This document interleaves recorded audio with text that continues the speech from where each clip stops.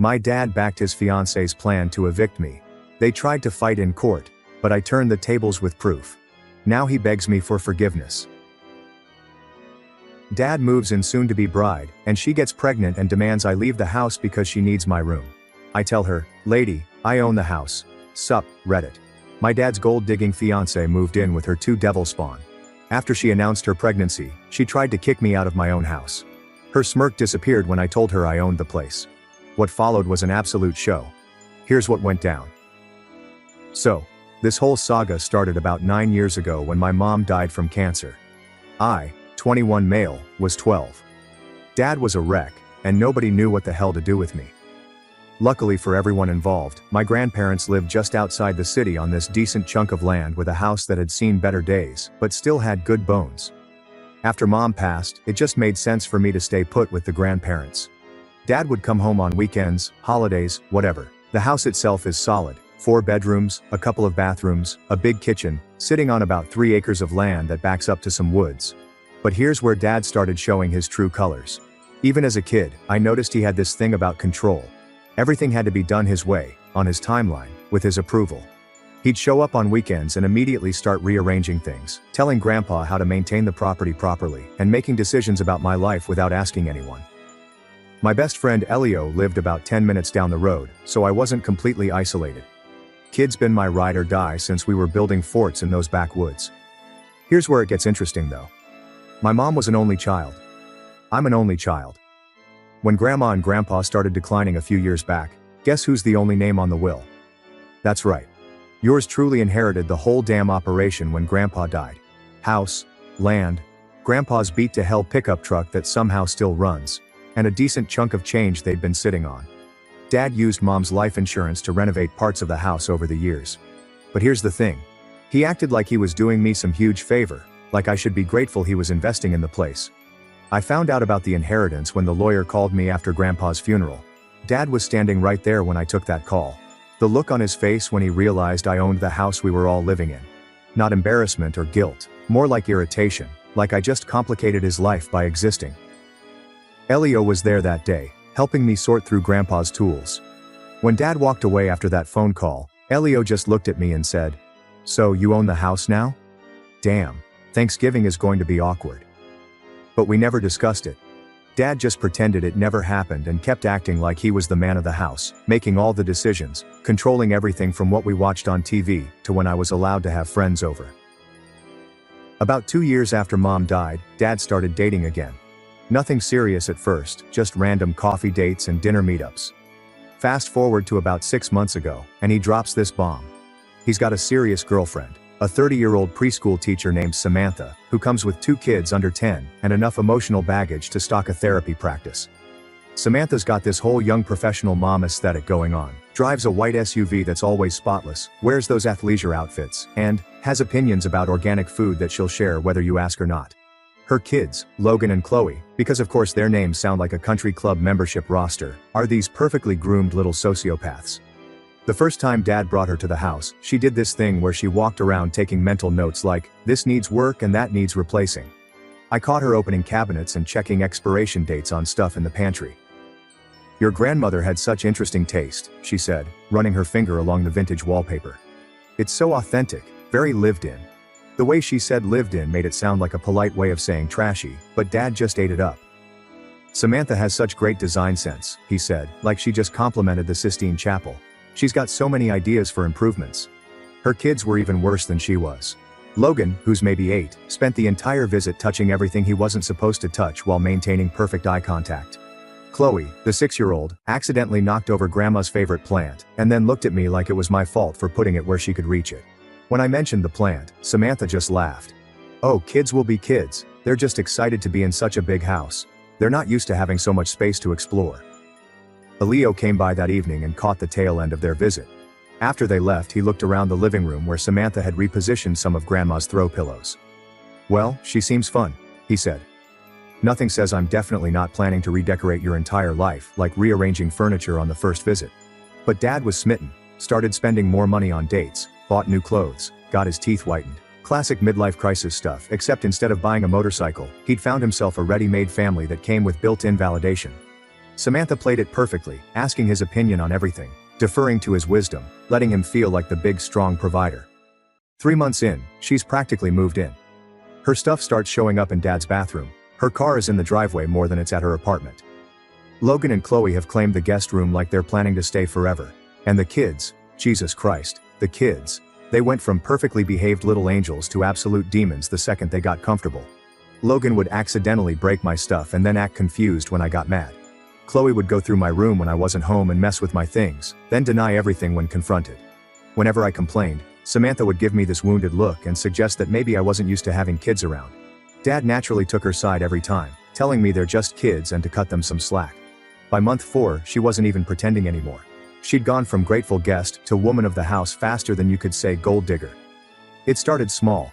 Rearranging the living room furniture while Dad was at work, then acting like it had always been that way. Replacing Grandma's dish towels with her own organic cotton ones, throwing away food she didn't approve of, and replacing it with expensive organic alternatives. But the real power move was how she started treating me like I was some deadbeat nephew who'd overstayed his welcome. You know, I can rent it to you at a significant discount, way below market rate. When I asked how much of a discount, she explained that market rate for that area is about $1,500, but she'd only charge me $1,200. Really a steal, for someone in your situation. And what happens to this place? Well, Samantha's got great ideas for making it more functional for a growing family. The baby will need a nursery, and the kids need proper rooms. Your room would be the perfect nursery space. My room. The room I've lived in since I was 12. But wait. There's more. Samantha continued. My mother has agreed to move in temporarily to help with the baby. She'll need the guest room.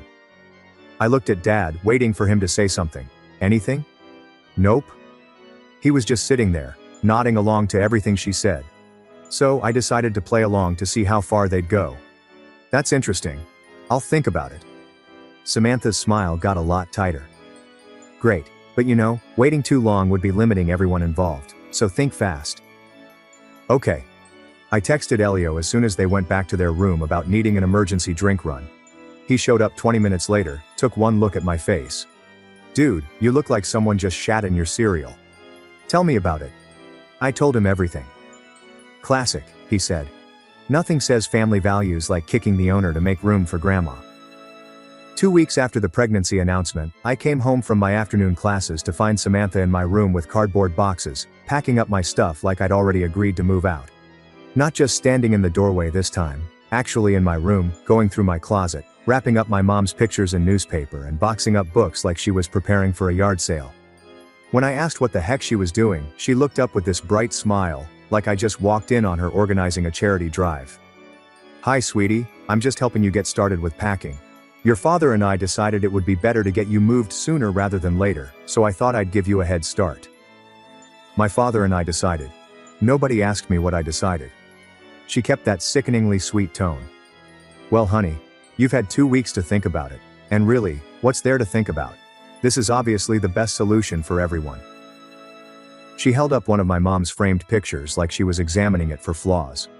Besides, some of this stuff probably needs to be updated anyway. You can't hold on to childhood things forever. Put that down and get out of my room. Now. Now, she said in that condescending preschool teacher voice. There's no need to be unpleasant. I'm trying to help you transition to adult living. This is exciting. Your own place. Real independence. When I repeated my demand for her to get out, Samantha set down the picture and straightened up. For the first time since I'd met her, the mask completely dropped. Listen, little boy, she said, her voice sharp enough to cut glass. I'm pregnant with your father's child. This house needs to work for a real family, not some overgrown teenager who can't handle the idea of growing up. You can either pack your stuff like an adult, or I can have your father explain to you why this isn't negotiable anymore. This isn't your house, you don't get to pack my stuff. Actually, she said, picking up another box and continuing like I hadn't spoken, your father and I have discussed this extensively. We've already paid the deposit on the apartment, and you're moving out this weekend. The movers come Monday to pick up your things. Movers. They'd hired movers for my stuff without asking me. When I said they couldn't do this, she told me they already did. The lease was signed, the deposit was paid. And frankly, you should be grateful we're handling all the logistics for you. Most parents would make their children figure this out on their own. That's when Dad walked in, and I could tell from his expression that he knew exactly what was happening. This wasn't Samantha going rogue. This was their plan. Dad, what the hell is this? We decided it's better to just rip the band-aid off. You've been dragging your feet on this decision, so we made it for you. You made it for me? Dad used that patronizing tone he'd perfected over the years. Look, this is happening whether you like it or not. You can either be mature about it and work with us, or you can throw a tantrum like a child. But either way, you're moving out this weekend. I looked between them. Dad standing there like he was delivering some tough love life lesson. Samantha smirking behind him like she just won the lottery. And they'd obviously planned this whole thing. When I asked what would happen if I refused, Dad's face went hard. Then they'd pack my stuff for me and put it in storage. I was an adult now, and it was time I started acting like one. This house was for families, not overgrown kids who couldn't handle change. Overgrown kids. My own father called me an overgrown kid for not wanting to be evicted from my own house. Samantha helpfully added that I had until Sunday. The cleaning lady needed time to prepare the room for the nursery furniture delivery. I pulled out my phone and started recording, asking them to say that again about moving me out of my house. Dad's face went red, and he told me to put that away. This is a family discussion, not some social media drama. I kept recording and asked him to clarify. They were evicting me from this house, the house that belongs to me. Samantha snapped that it belonged to this family, and families make decisions together. You don't get to hold everyone hostage because of some paperwork technicality. Paperwork technicality. Property ownership was a paperwork technicality. Dad, whose name is on the deed? Pure awkward silence while Dad realized he'd never actually checked the paperwork from when Grandpa died. When he finally admitted that legally, yes, the house was in my name, but started to say but, I cut him off. There was no but. Legally, this was my house, and he had just told me he was evicting me from my own property. That's when Samantha finally understood what was happening, and her face went through about 6 different emotions before settling on barely controlled panic. That can't be right, she said slowly. You're just a student. This student does. I showed her the phone screen. Inherited it from my grandparents when they died. House, land, everything. All mine. Samantha sat down hard on my bed, still holding one of my boxed up books. But your father, he pays for everything. Utilities. Upkeep. Yeah. On my property. Like a tenant. He renovated this place with my mom's life insurance money to improve my house. The color drained from her face as she realized her entire plan had just imploded. So, when you decided to evict me from my own house and turn my bedroom into your nursery without asking, yeah, that's not going to fly. Dad was quiet for a long moment, and when he finally spoke, his voice had that dangerous edge it got when he was really pissed off. Fine, he said. It's your house. But I was still 21 years old, and I was still his son, and I was still going to do what he told me to do. Actually, no, I wasn't. He said we'd see about that and walked out. Samantha stayed sitting on my bed, staring at the boxes of my stuff she'd been packing like they were evidence of a crime. She said this was insane. I couldn't just, this isn't how families work. You're right, families don't usually steal each other's houses. She looked up at me with pure hatred. You have no idea what you've just done. I am pregnant, and we need the house more than you do. Maybe you should have asked nicely. This isn't over. Good luck with that. I texted Elio immediately about deploying the nuclear option. They tried to pack my stuff without permission. His response came back in seconds, asking how they took the property ownership revelation. About as well as you'd expect, I told him. Dad's having an alpha male meltdown, and Samantha looks like she just watched her master plan burn to the ground. After the attempted forced eviction, I spent the weekend doing research, not homework. The kind of research that would help me figure out exactly how to make these people's lives as miserable as they tried to make mine. Elio came over Saturday morning with coffee and his laptop for what he called war council time. All right, what's the plan? I told him the plan. I was evicting them. Both of them. Even your dad? Especially my dad. He made his choice when he tried to force me out of my own house. Elio grinned. Ruthless. I like it. What do you need?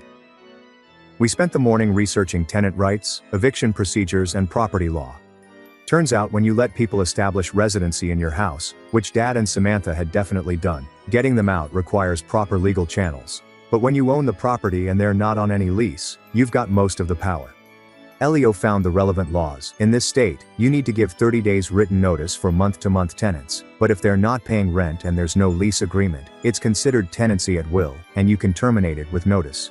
30 days notice. But here was the fun part. If they refused to leave after notice, I could file for eviction and have them legally removed. When I asked about damages, like if they'd been living there rent-free, Elio found the beautiful part.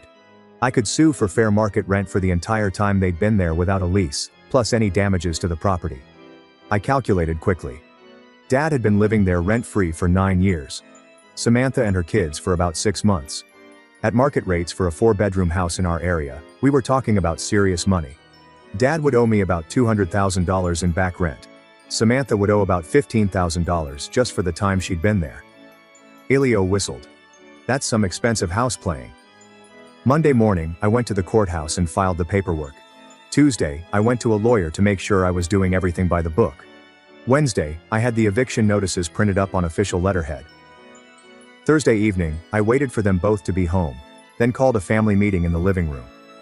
We need to talk, I said, setting the folder of legal documents on the coffee table. Dad was still in his post-superiority mode. If this is about your attitude problem, I don't want to hear it. You've been acting like a spoiled brat, and it needs to stop. Actually, this is about your housing situation.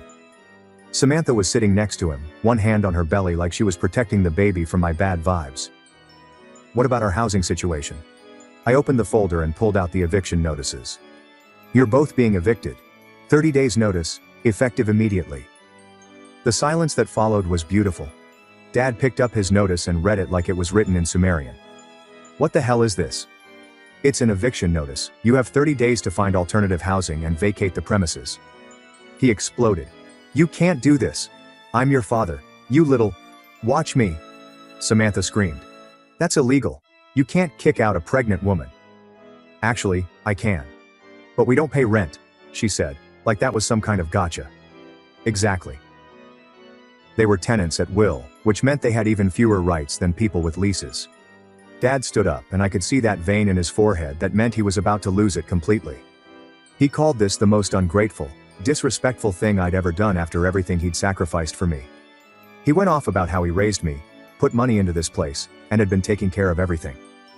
And now you can take care of your own housing, like every other adult on the planet. Samantha was reading through the notice again, and I could see the exact moment she found the part about back rent. She asked what this was about. Owed compensation for unlawful occupancy. That was the lawsuit I was filing for the rent they should have been paying this whole time. Fair market value for a 4-bedroom house, calculated monthly for the duration of their unauthorized residency. When Dad asked how much, I told him. For you about $200,000. For Samantha and her kids, $15,000 and counting. The color drained from both their faces. Samantha whispered, "You can't be serious." Dead serious. But I wasn't completely heartless. They could avoid the lawsuit by vacating within 30 days and signing an agreement not to pursue any claims against the property. Dad sat back down hard and asked, "About $200,000? That's what it costs to live in a house like this for 9 years. Who knew?" Samantha's voice got shrill, saying this was insane. They were going to be homeless, she was pregnant. Not my problem. You should have thought about that before you tried to steal my house. Dad was quiet for a long time, staring at the eviction notice like it might change if he looked at it hard enough. When he finally asked where they were supposed to go, I suggested anywhere but here. Samantha had that apartment, right? The one she was so eager to rent to me. That's a 1-bedroom, she said. We can't fit 3 adults and 2 kids in a 1-bedroom apartment. 3 adults? I asked her. My father and her mother, she explained. I laughed. Oh, she thought her mother was still invited to this party. That's adorable. Dad said he couldn't do this. He didn't have anywhere to go. All his money was tied up in this place. His money was tied up in my place. And now he knew how it felt to be told he had to leave. Samantha started crying. The angry, frustrated sobs of someone whose manipulation tactics weren't working anymore. She went on about how unfair this was, how they were building a life together and were going to be a family. But the baby, she wailed. The baby she got pregnant with to lock down my dad. That baby. Her crying stopped instantly, and the look she gave me was pure hatred. You don't know what you're talking about. Really? Let me guess. Birth control failure. Happy accident. Surprise pregnancy that just happened to occur right when you needed to cement your position in the house. Silence. Ian showed up the next morning with donuts and a shit-eating grin, asking how they took their eviction notices. Like you'd expect, I told him. Lots of crying, threats and disbelief that actions have consequences. Your dad too? He asked. My dad's having an existential crisis about owing me 200 grand in back rent. Beautiful, he said. Justice is a dish best served with legal paperwork. The next month was magnificent to watch. Dad tried everything. Lawyer consultations he couldn't afford to fight, emotional manipulation about being my father and this being our family home, and even attempted bribes about signing the house over to me officially and calling it even. Newsflash, I already owned the house. Signing it over to me would be like giving me my own birthday present.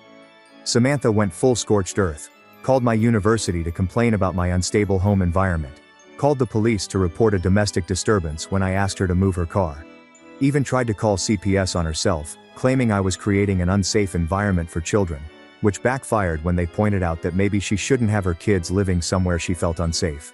Finding housing for an unemployed pregnant woman, her 2 kids, a 52-year-old man with mediocre credit, and potentially a grandmother, all on Dad's construction salary, turned out to be harder than they thought. Week 4, Dad suggested, maybe they could work out some kind of arrangement. He could pay me rent to stay. Market rate, they could make it official. I said no. He started to argue, but I cut him off. Nope. You had the chance to treat me with respect and have a conversation like an adult. Instead you tried to force me out of my own house. Actions have consequences. But I'm your father, he said. Yeah. And you're also the guy who tried to evict me from my own property to make room for your girlfriend's mother. Father of the Year material right there. That's when the real fireworks started. Samantha filed a complaint claiming I was evicting her because of her pregnancy status. The hearing was beautiful. Samantha had to explain that she was Dad's girlfriend, had been living there 6 months, had no lease, and paid 0 rent. Then I got to tell the judge how they'd tried to force me out of my own house and convert my bedroom into a nursery without my permission. The judge basically told her, you can't claim pregnancy discrimination when you're being evicted for trying to illegally evict the actual property owner. Case dismissed. But the real bomb came during week 5, and you're not going to believe what happened. I was at Elio's place when Dad called, and his voice sounded weird, shaky. We need to talk, he said. About what? You've got 3 days left to move out. About the baby. Something in his tone made me pay attention. What about it? Can you come home? I need to show you something. I found Dad sitting at the kitchen table with a stack of papers in front of him. He looked like he'd aged 10 years in the past month. He slid a paper across the table. Paternity test results. The baby isn't mine, he said quietly. I stared at the paper. What do you mean? Samantha had been lying this whole time. How did he find out? She'd wanted him to sign up for better health insurance at work to cover the pregnancy. The insurance company required blood work for pre-existing conditions. They ran some genetic screening panels. Turns out he couldn't be the father. Wrong blood type. So, whose baby was it? Her ex-husband's. Apparently they were still sleeping together when she started dating Dad. The whole thing was a setup. Where was she now? Upstairs. He'd confronted her this morning. She tried to claim the test was wrong, that maybe it was a mix-up at the lab. Then she tried to say it didn't matter because he'd be a better father than her ex anyway. When that didn't work, she said he was abandoning her and the baby, and how could he be so cruel to throw out a pregnant woman? He told her she had until tonight to get out, or he'd call the police and report her for fraud. She called him a heartless bastard and said this was all my fault for being a selfish little who couldn't handle having a real family. I almost laughed. Even caught red-handed lying about paternity, she was still blaming me. So what happens now? I asked. Dad was quiet for a long time. I screwed up bad. I chose a woman I barely knew over my own son. I tried to kick you out of your own house for someone who was lying to me from day one. Yeah, you did. I know you probably hate me right now, and you have every right to, but I'm hoping maybe we could work something out. I don't have anywhere to go, and I know I don't deserve any help from you, but no. The word hung in the air between us. You made your choice. You chose her over me. You tried to force me out of my own house. You called me ungrateful and disrespectful for not wanting to be homeless. You don't get to come crawling back now that your gold-digging girlfriend turned out to be exactly what everyone except you could see she was. But I'm your father. I'm your. Yeah. And I'm your son. Didn't stop you from trying to evict me. Dad looked down at the paternity test results and said he knew he messed up. He knew he didn't deserve forgiveness, but he was asking anyway. I told Dad if he really wanted to know what I thought. He nodded. I think you're a 52-year-old man who got manipulated by a 30-year-old con artist because you were thinking with your dick instead of your brain. I think you were so desperate to feel young and needed that you ignored every red flag she threw up. And I think when push came to shove, you chose her over your own son, and now that it's all blown up in your face, you want me to forget that you tried to steal my inheritance and kick me out of my own house. He flinched like I'd slapped him. It wasn't like that, he started to say, but I cut him off. It was exactly like that. You just got caught. Dad was quiet for a long time. So what happens now? He asked. Now you move out, as we agreed. That night, Samantha left. No big scene, no dramatic goodbye. Just packed her stuff and disappeared with her kids. Dad moved out 2 days later, rented a one-bedroom apartment across town, and took only his personal stuff. Left behind all the furniture he'd bought, all the improvements he'd made, everything he'd invested in the house that was never his. Elio came over the day after Dad left, bringing drinks and pizza. He asked, "You'll ever forgive him?" "Maybe, but not today. And not because he got caught being an idiot." "Fair enough," he said. "So, what's the plan now?" "Finish school, enjoy living in my own house without anyone trying to steal it. Maybe get a dog." "Sounds like a plan."